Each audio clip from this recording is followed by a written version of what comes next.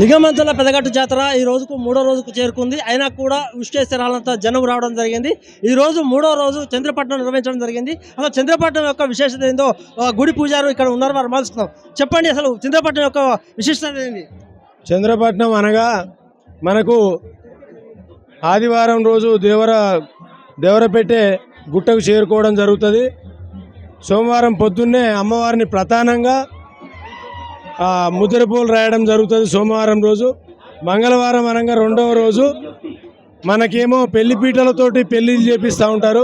మరి దేవుళ్ళు కనుక వాళ్ళకి భూవనమున పెళ్లి అయితే కనుక కింద వేస్తే బాగుండదు కనుక 5 రంగులు కలిగిన పంచవర్ణములతోటి ముగ్గుతోటి చంద్రపట్నం వేసి ఆ చంద్రపట్నం పీఠ మీద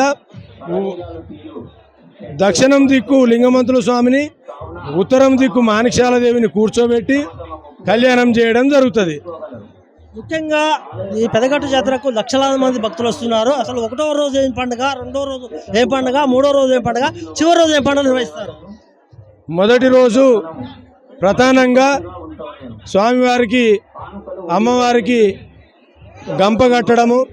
మొదటి రోజు అనగా స్వామివారికి ఇక్కడ జంతుబలి ఉండదు. అందరూ జంతుబలి లింగమంతుల స్వామికి యాటలు అనుకుంటారు, కానీ పక్కన ఉన్నటువంటి సౌనేశ్వరికి మాత్రమే యాటలు కోయడం జరుగుతుంది. ముందుగా మీరు చూడండి, మీరు అందరూ చూసినట్లయితే ఇక్కడ ప్రతి వచ్చిన భక్తుడు ముందుగా ఒక గంప తీసుకొని బోనం ఎత్తుకొని యాటను పట్టుకొని గుట్టకెక్కుతాడు. ఎక్కిన తర్వాత ఈ గుడి చుట్టూ 3 ప్రదర్శనలు చేసిన తర్వాత అమ్మవారికి ఆ స్వామివారికి బోనం సమర్పిస్తారు. గంప తిప్పి దేవునికి లింగమంతుల స్వామికి గంప కట్టి దిగిన తర్వాత ఆ యాటను దిగిన తర్వాత కిందికి ఆ సౌనేశ్వరికి కోయడం జరుగుతుంది. కనుక ప్రతి పౌర్ణమికి ఇక్కడ వచ్చి నిద్ర చేసినట్లయితే ప్రతి భక్తునికి అనుకున్న కోరిక ఖచ్చితంగా నెరవేరుతుంది. మరి లింగమంతుల స్వామి ఎవరు అంటే మీరు చాలామందికి తెలియని విషయం ఏమనగా, లింగమంతుల స్వామి ఎవరో కాదు, ఆ శివుడే పటమారి లింగమంతుల స్వామిగా ఉద్భవిస్తాడు. ఆ మాణిక్యాలదేవి ఎవరో కాదు, పార్వతీదేవి పటమారి మాణిక్యమ్మదేవిగా ఉద్భవిస్తుంది.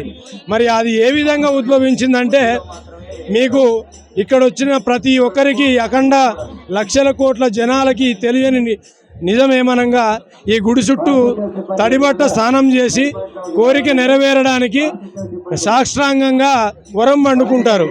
అది ఎందుకు పడుకుంటారంటే, ఆ శివుడి గుడికి మరి 33 కోట్ల దేవతలలో వరం ఇచ్చే శక్తి ఒక శివుడికి మాత్రమే ఉన్నది. అది కనుక భూమసాని అనే రాణి, భూమినేయుడు అనే రాజుకు 7 కొడుకులు, 6 లక్షల సెంచుబలం ఉంటుంది. ఆడపుత్రిక సంతానం లేదు కనుక ఆ శివుడి గుడి దగ్గరికి పోయి వరం పండుకుంటే ఆ స్వామివారు ముసలి వేషంలో వచ్చి, అమ్మా నువ్వు 3 రోజుల నుండి తపస్సు చేస్తున్నావు, మరి సాష్టాంగంగా వరం పండుకున్నావు, నీకు ఏం కోరిక కావాలంటే, లేదు స్వామి నాకు 7 కొడుకులు ఉన్నారు, 6 లక్షల సెంచుబలం ఉన్నది, మరి నాకు అన్ని అద్దాల మేడలు టుంగుటియాలలు అన్నీ ఉన్నాయి, కానీ ఆడపిల్ల సంతానం కావాలి తండ్రి అంటే, సరే స్వామి, మరి ఎందుకంటే ఆ భూమసాని అనే రాణికి ఆడపుత్రిక సంతానం యోగం లేదు కనుక ఆ స్వామివారికి 3 రోజులు వరం పండుకుంటే సాక్షాత్తు ఆ పరమేశ్వరుడే ప్రత్యక్షం అయ్యి. ముఖ్యంగా చెప్పండి, లక్షలాది మంది భక్తులకు వస్తున్నారు, అయినా కూడా ప్రభుత్వాలు దీన్ని గుర్తించలేకపోతున్నది. దీన్ని ఏ విధంగా ప్రభుత్వాలు గుర్తిస్తే బాగుందనుకుంటున్నారు మీరు? మరియు ఎన్నో గవర్నమెంట్లు వచ్చినాయి, ఎంతోమంది సీఎంలుగా మారారు. ప్రతిసారి ప్రతి పండగకి ప్రతి జాతరకి మేము ప్రతి గవర్నమెంట్కు విన్నవించుకుంటున్నాము.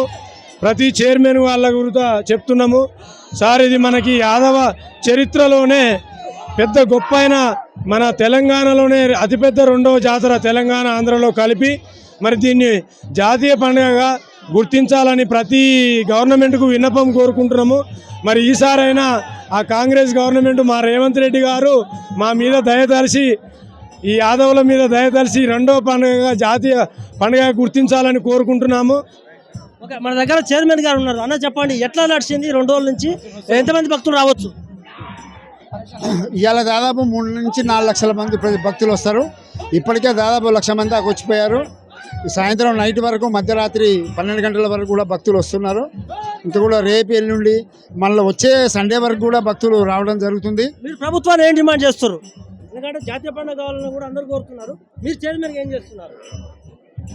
మేము జాతీయ పండుగ కావాలనే దాని మీద ఇప్పటి నుంచి కాదు, చాలా కాలం నుంచి కూడా ప్రభుత్వాన్ని విజ్ఞప్తి చేస్తున్నాం. ఇప్పుడు కూడా రేవంత్ రెడ్డి గారు కూడా దానికి స్పందిస్తారని చెప్పి మేము ఆలోచన చేస్తున్నాం.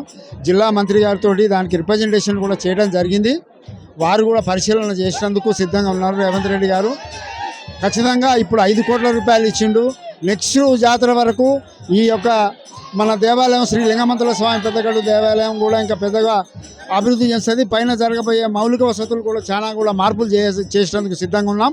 ప్రతి పౌర్ణమి నాడు, ప్రతి నెల పౌర్ణమి నాడు కూడా భక్తులు వచ్చి ఇక్కడ నిద్ర చేస్తారు, గిరి ప్రదక్షిణ చేసి వాళ్ళకు కూడా పైన అన్ని రకాల వసతులు చేయాల్సిన బాధ్యత మా కమిటీ మీద ఉన్నదని చెప్పి మేము విజ్ఞప్తి చేస్తాం. ఓకే, ఇక్కడ ఉన్నటువంటి పూజారులు కావచ్చు, లేకపోతే చైర్మన్ కావచ్చు, చెప్పేది ఒకటే, ఇక్కడ ఎవరైతే ఉన్నారో లింగమంతుల స్వామి కాదు, సాక్షాత్ శివుడు ఉన్నాడు. అంతేకాకుండా ఇక్కడ ఉన్నటువంటి సౌనమ్మ ఎవరో కాదు, పార్వతీదేవి ఉన్నారు.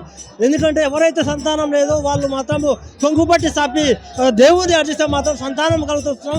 మనం చూస్తున్నాం, విజువల్స్ చూస్తున్నాము. ఎక్కడ చూసినా కూడా విశ్వేశ్వరాలంతా జనం కూడా 3వ రోజు రావడం జరిగింది.